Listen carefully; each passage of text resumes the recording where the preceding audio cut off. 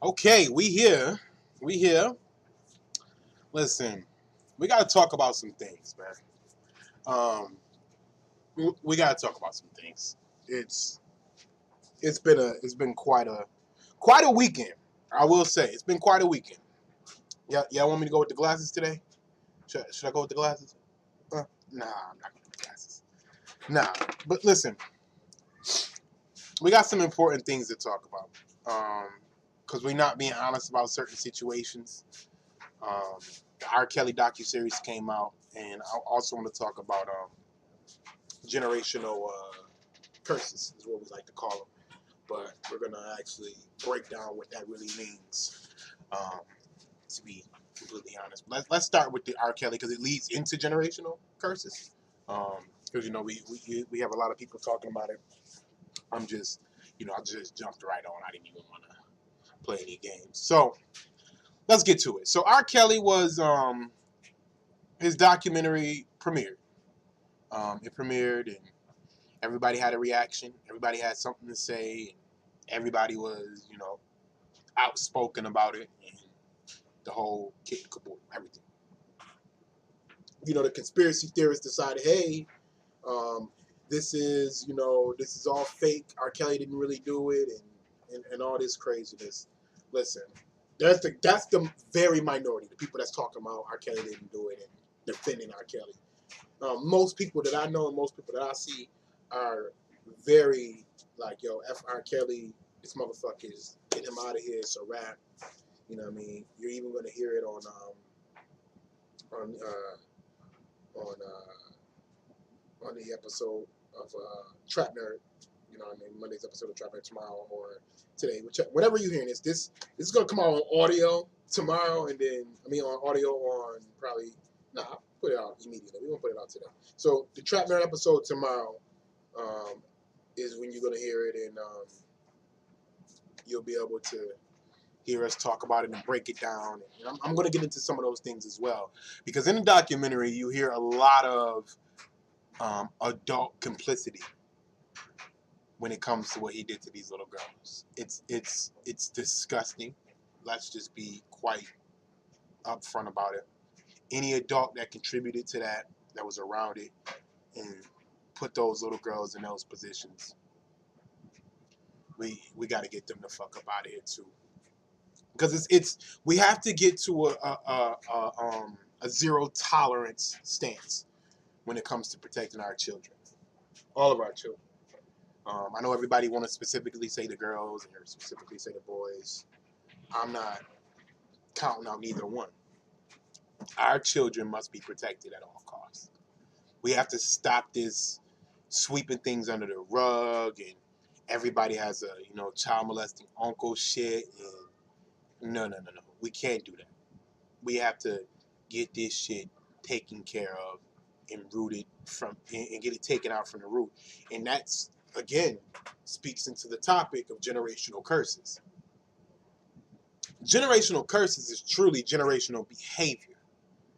It's generational behavior because we haven't gotten to a point where we decide we're going to go ahead and get rid of this person out of our family.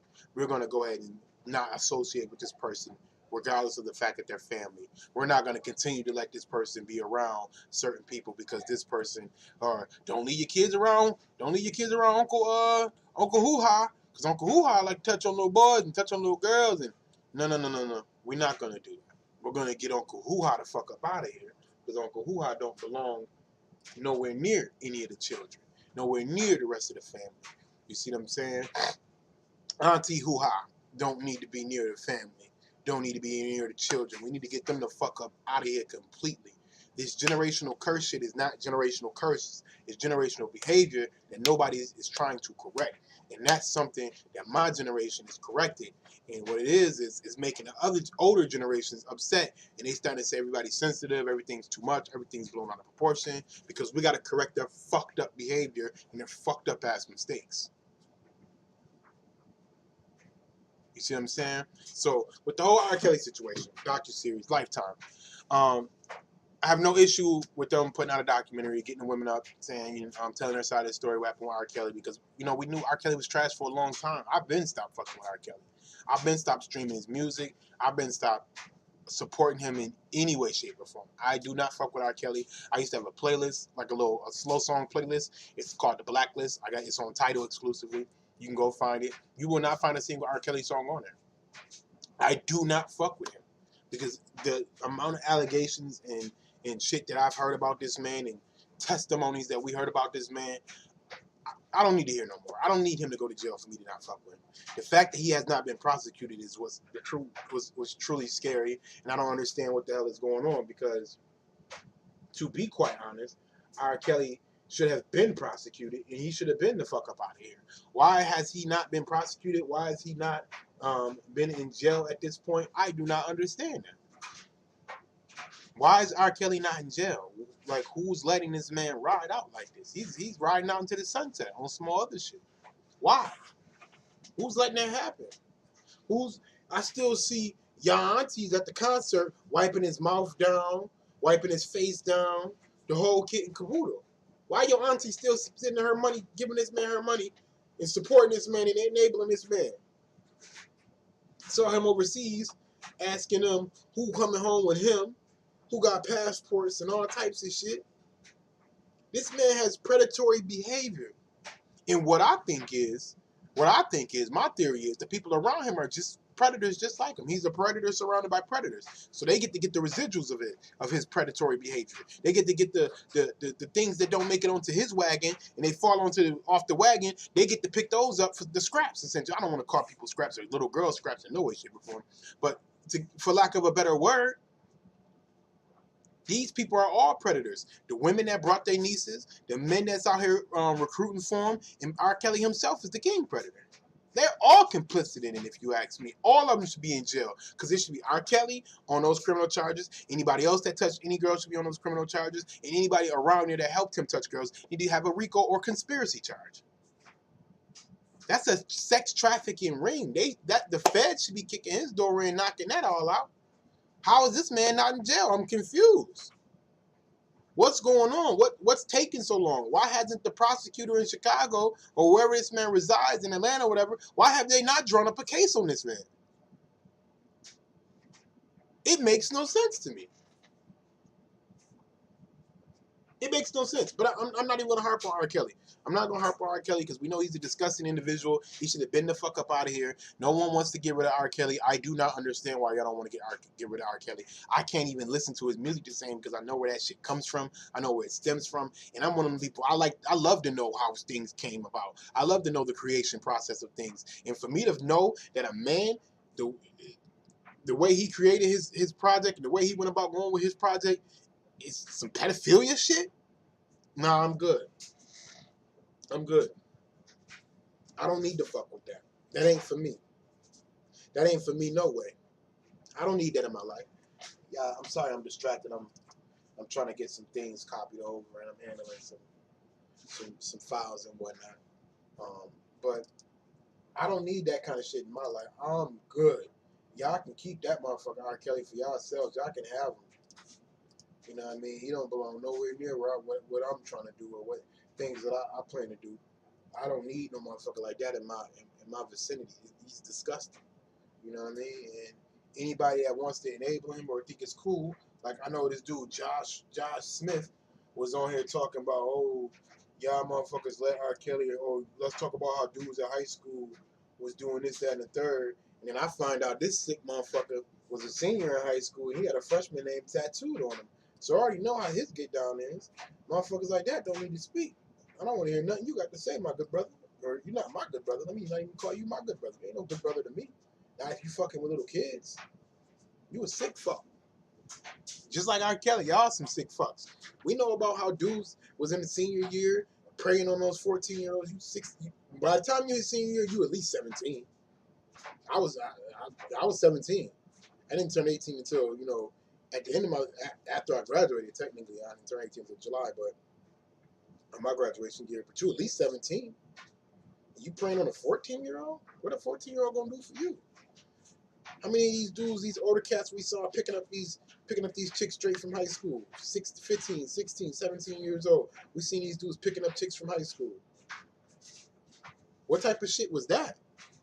You know what I mean? It's a sick process, man. It's a sick process. And people keep trying to say these girls aren't protected. People keep trying to say, oh, we need to protect our girls. We need to stop these men from doing this and stop. No, we're not going to do that. It's a sick culture. It's a sick culture. People, they all think it's okay. The girls think it's okay. The guys think it's okay. These girls, I know girls in my high school who were actively pursuing these dudes, pursuing these older dudes. And these older dudes knew better, and they should have corrected those these young girls on that, but they not. They sick fucks. You know what I mean? They sick fucks. It's disgusting. It's a disgusting culture. There's no room for it. There's no excuse for it. There's no reason why any of it should be happening. But here we are. It's happening. But let's talk about generational curses. Let's talk about generational curses. Generational curses. It's a situation where, and when I speak about this, I'm going to speak from the black community's perspective. I'm not educated enough on anybody else's generational curses to even speak on it. I'm going to speak from the black community's perspective. There's a lot of things that happen in the black community that we say, oh, that person's like that because, you know, the father like that. They get that from their father. They get that from their mother. They get that from their grandfather. Oh, this person is this because they get that from their uncle. And all it is behavior. It's learned behavior. It's taught behavior.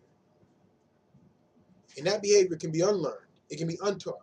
The moment you know better, that's the time to break that generational curse or break that generational behavior. I talk about it all the time. I'm teaching my kids different things that I didn't even that wasn't taught to me as a kid. I was talking to my daughter today, and she was asking me about basically the question she asked was about real estate. She was saying if I was, because she has this idea that she want to do. She want to own a business, right? And she want to rent out space to people, and they pay her, or whatever. Right? That's her idea. I mean, that's the premises of it. That's basically real estate. You know what I mean? I was breaking it down to her, and she was asking me. She was like, so how much do you think people are gonna pay me to rent out my spot? $10? They don't know concept of money, whatever the case may be. I'm like, Maria, no, they're gonna pay you hundreds of dollars, maybe even thousands, depending on how big, you know, the area is and stuff like that. So my kids are saying like, they was asking how to make money. They're like, is the only way to make money is to get a job? Or I was like, no, I'm gonna teach you guys how to be business owners first. And if you don't like to be a business owner, then you can go ahead and seek employment elsewhere. But at minimum, you will learn how to make money outside of that place of employment. We went to Kmart today. Kmart's closing down. I was explaining to my daughter, I was like, now, if you only relied on employment and you worked here, your job is gone. You lose your job now. Because this place is shutting down because the bosses didn't handle business properly. The bosses didn't take care of business properly, didn't handle the money properly. So the boss, if they don't do business right, it can affect the employees. So this is a business lesson I'm teaching my daughter. It was a perfect time for it. So I'm like, so your job as a human, your job as a person, what I want you guys to understand is I want y'all to be able to make money outside of your place of employment. So in the event that you don't, if your place of employment don't handle business properly like they should, then you're not losing out on your life. Your life's not ruined because of that employment. You know what I mean? But first, I'm going to teach my kids how to be business owners. Let's go ahead and put them at the top. If they don't like it, then you know what? That's cool. Well, you don't want to be a business owner? Have a side hustle and go work you a job that you enjoy and that you love. But always have the option of, and always have the mentality that I'm here because I don't want to go that route, but if y'all push me that route, I'm going to go that route and handle business and get my money. You see what I'm saying? I had to learn at a late age. You know what I mean? I learned a lot of this information after life hit me. So I have to make sure I can't take certain risks and jeopardize my family's livelihood. I can't do that. It's just not logical. It's not smart. It's not practical for me at this point. And that's because I didn't have that source of knowledge before I had kids. You know what I mean? I got the source of knowledge after I had kids. So now I'm going to give my kids that source of knowledge before they have kids. So my kids talk about having kids after they get married. So we were talking about that on the way. And my kids go to their grandfather's house on Sundays. And my son was like, he's like, Dad, when I get married and have kids, you see what I'm saying? See the mentality I'm putting in their head? You don't have kids till you get married. And the reason why is because I'm learning from my own situations. You know what I mean? Me and my wife, we had kids before we got married, but still, the most practical thing is to get married first and then have kids, because I tell my kids, first thing you do is you get your career on track. You get your education, you get your career. And when I say education, I don't just mean degrees. I mean you learn. You understand whatever you're going to be going into, whatever business or career field you want to go into, you educate yourself on that, whether it be through a degree or it be through some type of academy, online learning, whatever it takes. You know what I mean? You get your education first, you get your career popping, and then you get married. Once you get married, you enjoy your relationship with your significant other first. You enjoy some time with y'all before kids, and then after the kids leave the nest, you enjoy time after that as well. You see what I'm saying? So I'm teaching my kids things that wasn't taught to me, but I had to learn through life experiences. You see what I'm saying?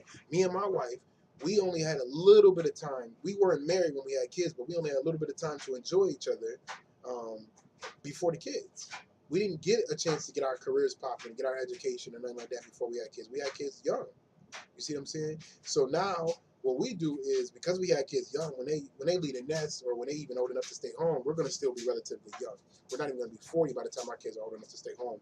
Legitly stay home for a week or 5 or 6 or 3, 4, 5, 6, 7 days, whatever. Legitly stay home and not be, we won't be concerned like, oh my God, are the kids okay?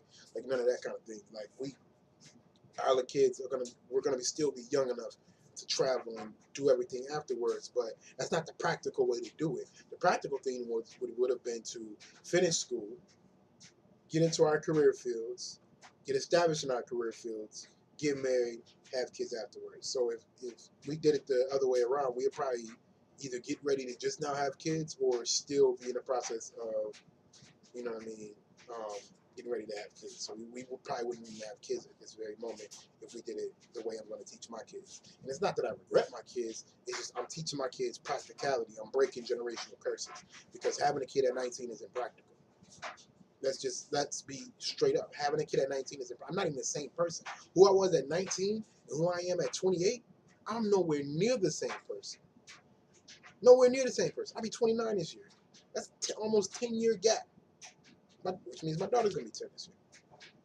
It's almost a 10-year gap. I'm nowhere near the same. I'm way more educated. There's so many things I would have done prior to having kids to make sure I brought them in this world without having to deal with certain suffering, which they don't know now, because we make a middle class income, and they don't know struggle. They're a lot more privileged than I was. They already have been on way more vacations than I was as a kid. They get all types outside material things. They just get a better quality of life than I've gotten as a kid. And that's no disrespect to my parents. My parents were just young and uneducated. And I don't mean degrees. I just mean just lack of knowledge. That's just a fact. I'm not one of those people who sit here and sugarcoat things. I'm not one of them people who sit here and act like my parents were perfect, because they weren't. My parents had kids in their teens. All three of their kids in their teens.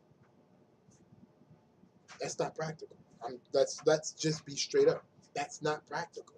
That's not practical at all. They didn't get to live their life.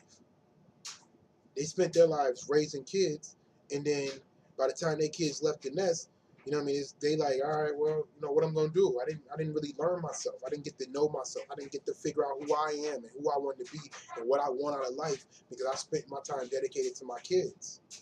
Generational curse. That's bad. Even if you do have kids, you need to learn who you are. You need to understand who you're supposed to be. I realized that a few years back, and I've been on that journey, and here I am today as a much better, much wiser, smarter person, because I understood that even though you do have kids and you have a responsibility to take care of those kids, your world does not revolve around your kids. You can't give them a proper quality of life if you make everything revolve around them. They don't know anything. They don't bring anything tangible to the table. They don't even probably love you like that. Not until a few years later. They don't even know the true concept of love.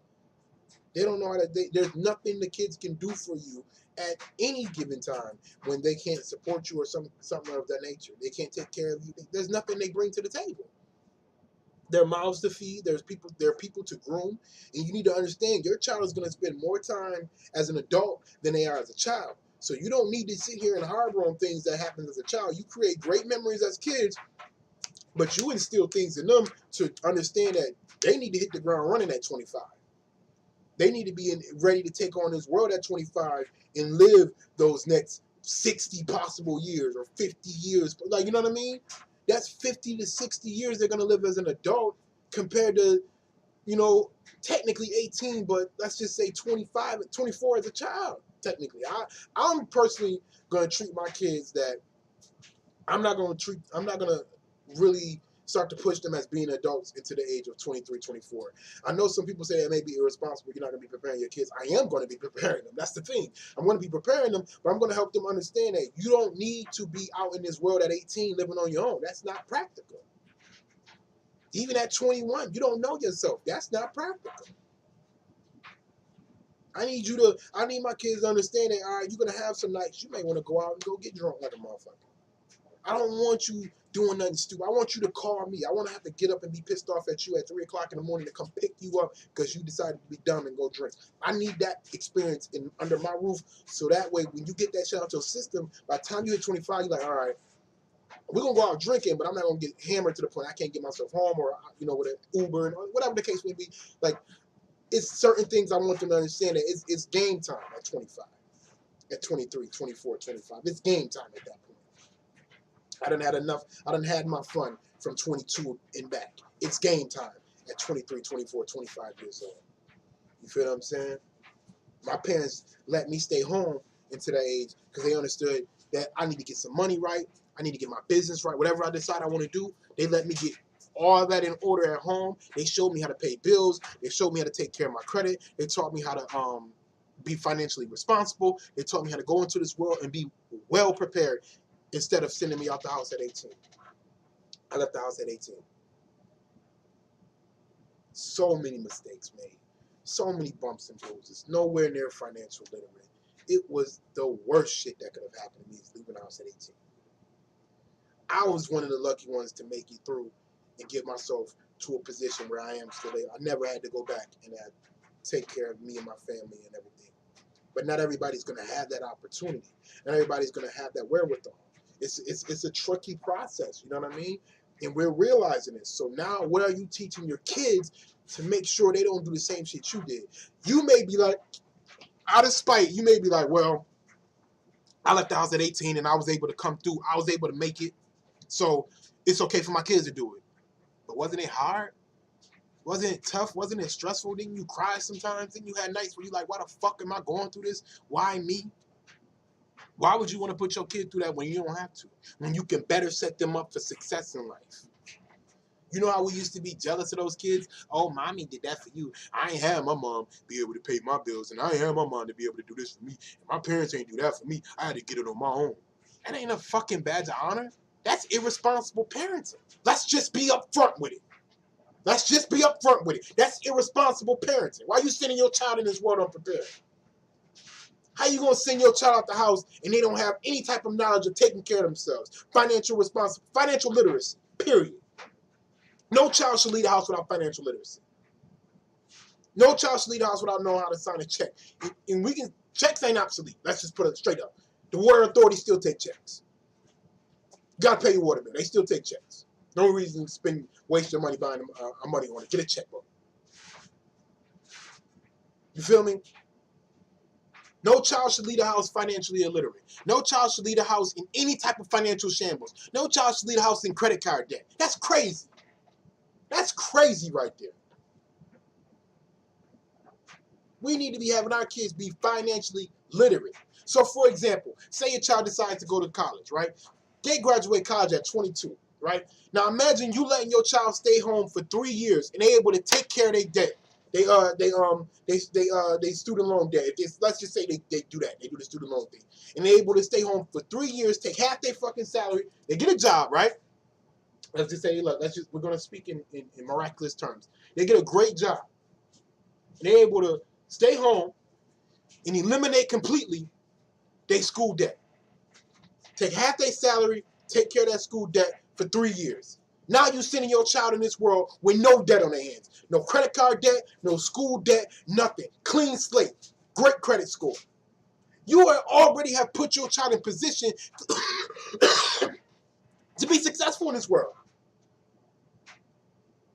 You need to help your child understand they don't need a new car yet. House first, car second. Get something that can get you back, get a reliable vehicle that can get you back and forth. So if you do go to a lot and you decide to get a car, they shouldn't have a car payment over $100 or $200. Don't do that. Don't do nothing more than $100 or $200. Get you something that can, a reliable car that can get you back and forth to work and take care of your necessities. That is it. They do not need nothing else besides that. Nothing else besides that. Then they get to saving up money because you already helped them. You already let them stay home so they can clear up their whatchamacallit debt. Now it's time for them to start saving money for that down payment on that house. Oh, hey, I let you. You took care of yours. Now you want to save up for your house? You want to stay longer? That's fine. You can stay longer. But I got to teach you how to pay bills. You over the age of 25 now. So now I need to see how you going. What's the plan for this? Because I done coddled you. I ain't gonna say coddled you. I prepared you up until 25. So now you want to stay longer to take care of the down payment on the house. Okay, how much longer? I want to do the same thing. I want to take half my salary for one whole year, put that to the side, and then I want to go ahead and use that as a down payment for a house. Cool, I'm with it. But you better do it right. Don't dip and dab into the money. You better do what you're supposed to do. Understand how to live off half your salary. Y'all don't want to prepare y'all kids though. Y'all too busy trying to have them in the newest shoes and the late. My kids don't care about that shit. Ask your kid what shoes they want. Guarantee they ain't saying no fucking Jordans. Fuck out of here. They're gonna be like, my son. Let me tell you my kids. I'm gonna tell you each one of my kids. My daughter. I got 3 kids. My daughter. She's the oldest. If you ask her what shoes she wants some shit. They got some glitter, a pony, a fucking unicorn, some pink shit. She don't give a fuck about none of that. That's all she give a fuck about. It got some glitter, pony, unicorn, or some pink shit. Something girly is what my daughter like. She don't have a brand that she loves. She's the oldest. Ask my second oldest, my son, my first son. Ask him what he want. What kind of shoes he want. It's going to be something sports related. He wants them Steph Curry's or he wants some Black Panther or some Marvel shoes. That's it. He don't give a fuck about no Jordans. I remember one time he's like, can I get some Jordans? He asked me, I'm like, okay, sure. What Jordans you want? I don't know. I just want any kind. Why you want them? I was on YouTube and they had Jordans. So you don't really want them? No, not really. I thought I did. I'm like, so what shoes you want? I want some Steph Curry's. Y'all don't want to question y'all kids. Y'all hear, oh, my son asked me about Jordans. He got me fly. Shut up. Ask him why he want them. And I don't have anything against any particular. My kids know they got it. When they want something from me, I need to know why you want it. I need to make sure you want it because you really want it and not because you're getting influenced by some outside entities. My youngest son, he don't even ask for no fucking clothes. We got to damn near force this boy to get dressed. He want letters and block.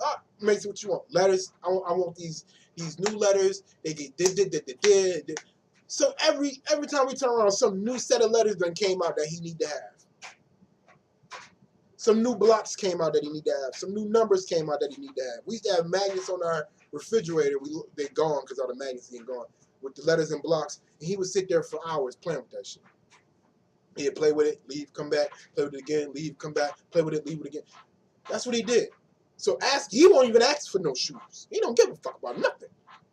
What shoes you want me to wear? What color shoes do you want me to wear? That's all he care about. What color shoes you want me to wear?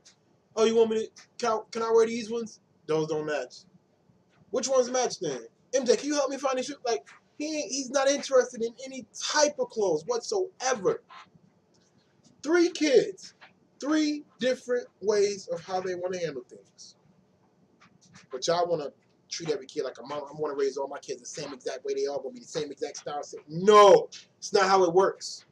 And I realized that because me and my three brothers, me and my two of my brothers that I grew up with, I got a younger brother, he's way younger, he didn't grow up in the same house as us. But my two brothers that I grew up in the same household with, three different people. We are three different people, three different mentalities, three different attitudes, three different ways of doing things. We were raised the same way. How did that happen? Because there's not a monolith. You have to treat each child differently. You gotta treat each child differently. When you spend that one, do you spend one-on-one time with your kid? Do you have one-on-one conversations with your kid? I bring my kids down here. Hey, sit on the couch. Come holler at me. What's up? What's going on in your life? Tell me some things about your life.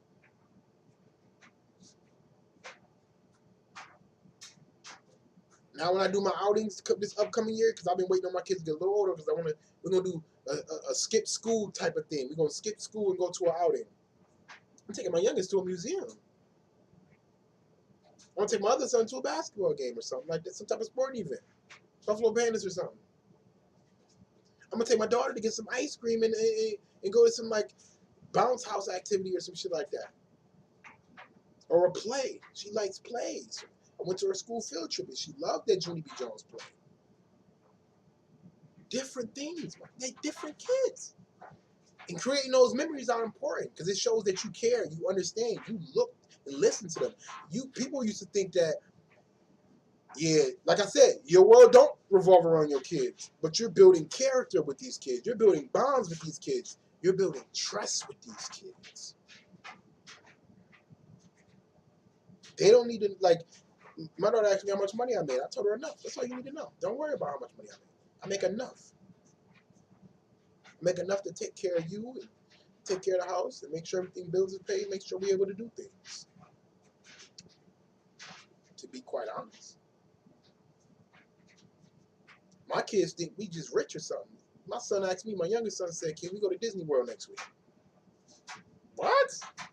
You don't just get Disney World. You got to earn that. What are you going to do to earn Disney World? Well, I did this. Well, what about everybody else? Or we're going to just lead them? You going to lead your brother and sister? So these generational curses that we're talking about, it's just generational behavior that we have to break. Stop the BS. Break the BS. Do better. If you know better, teach your kids better. Do it now. Instill stuff in them now. There's no reason your kids should have to go through the same things in life that you did because you went through the same thing your mothers did. Why? That didn't make sense. If you know better, do better. I know better now. You think my kids gonna go through the same shit? As long as they listen to me, they won't. They're gonna be rebellious. I know that. I'm talking in the perfect scenario that my kids are all gonna listen to me and everything's gonna be fine and dandy. No, my kids are gonna make mistakes. They're gonna be rebellious. They're gonna want to do their own thing, but they're always gonna have a place to come back to. When you fall on your ass, you come back home. Let's get you back up, and then you go back out in this world. Because this world ain't built for just you to do it on your own. This world ain't built for that. You need a support system, and daddy gonna always be your support system. But I'm gonna give you that knowledge first, so you ain't never gotta rely on nobody, because you're gonna have the knowledge you need. You're gonna always know how to make a dollar. That's what daddy's gonna teach you. Daddy's gonna make sure you don't learn the street shit that he was taught. You pull your gun out on somebody, you better be willing to kill him. Yeah, if you no snitching and you do this and no, we don't need to know the street code. Fuck the streets. The streets ain't never did nothing for me. Did nothing for me. What kept me alive? My kids ain't gonna be raised in the streets. They're gonna be aware of what's out there. You know what I mean? Certain aspects I'm gonna teach them about it, but you don't need to know all that shit. It's irrelevant. It's irrelevant to life. You don't need to even be around that kind of stupid shit. Don't even be around that ghetto shit. Stay away from it. I don't want you near it. You don't need to be hanging out with nobody in that shit. You don't need none of that stupid shit. Stay the course. You feel me? So I hope, you know what I mean, I touched the nerve. I hope some people understand where I'm coming from, and I hope that if you don't understand where I'm coming from, you want to ask any questions, hit me up. We can chop it up. We can get together. I would love to just get together with parents, man, so we can become a network of parents and like-minded people. Because when you hear these stories about these successful people that came up in the middle class and was like, hey, my next door neighbor was a doctor, my other neighbor was a veterinarian, my other neighbor was a lawyer, my dad is a professor. That's environment, man. That's environment. I would love to get up with parents and chop it up with parents, you know what I mean? And we go do family outings, you know what I mean? Hey, let's take our kids to Bounce Magic. We just chop it up at the table, laughing, talking, dissecting different things, giving each other different pieces of information, sharing knowledge with each other, bringing each other up. Because guess what we do? We share. I give you a piece of knowledge. You give me a piece of knowledge. Guess what we do? Now we just put our kids on an even kill. Because you go get that piece of knowledge I gave to you to your kid, and I go get that piece of knowledge you gave to me to my kid. Now our kids are better people in this world. You see what I'm saying? That's the mentality that I'm on. I'm ready to move.